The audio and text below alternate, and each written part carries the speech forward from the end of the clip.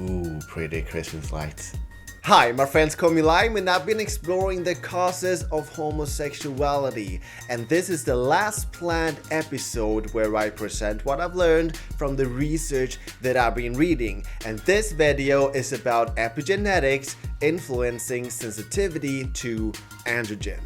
Now, before I even try to explain this, I need to give some background information and go into what supports this explanation first. So, first of all, let me sum up that though identical twins have the same sequence of genes, they don't necessarily have the same epigenetics. In other words, those genes might not be switched on and off the same, resulting in different genes being expressed differently in each twin.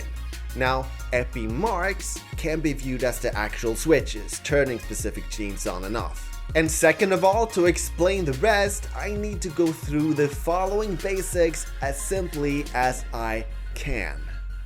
There are Y sperms and there are X sperms, and eggs are always X. So when a Y sperm hits an egg, it becomes an XY fetus. And when an X sperm hits an egg, it becomes an XX fetus. Now, androgen are hormones important for male typical development. Testosterone is an example of an androgen, and prenatal means before birth.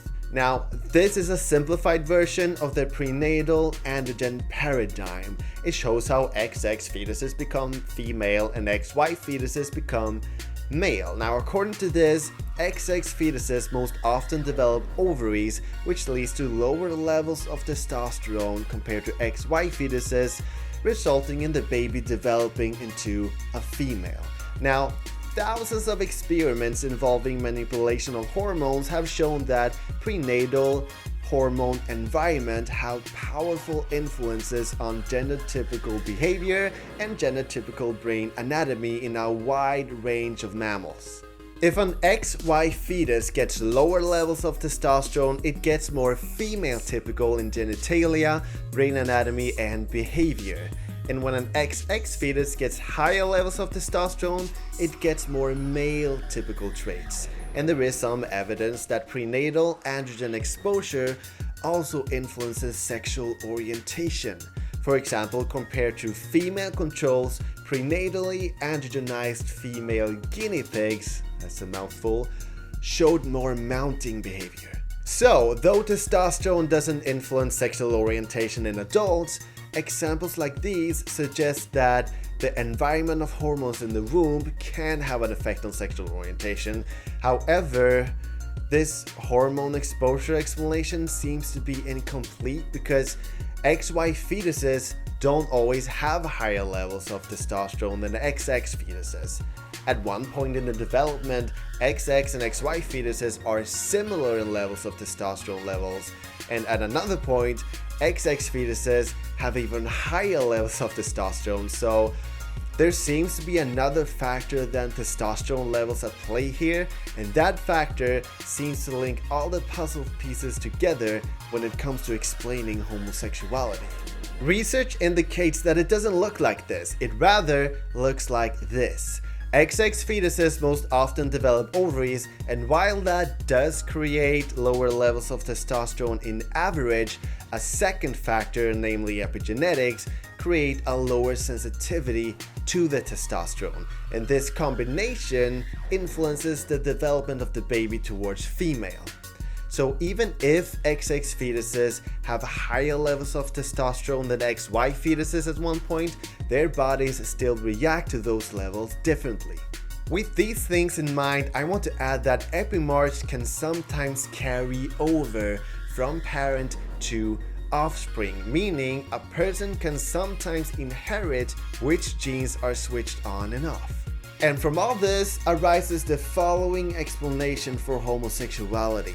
Homosexuality occurs when certain epi-marks influence a fetus' sensitivity to androgen in a certain way. For example, when an XX fetus gets higher sensitivity to androgen in parts of the brain that controls sexual orientation, but not parts of the brain that controls gender identity and when genitalia is unaffected. Yeah, this is nature. How can I help you? No, it's not a disease. Thank you. Bye. Hello?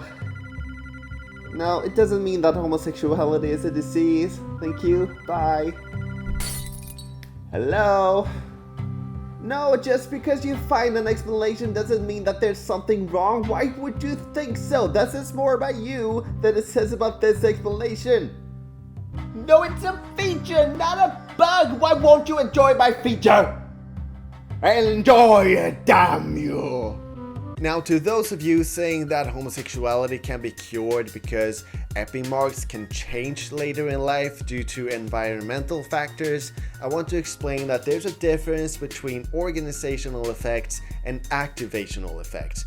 Organizational effects occur prenatally and are permanent, while activational effects occur later in life and come and go as hormone levels rise and fall. And this explanation refers to homosexuality as an organizational effect.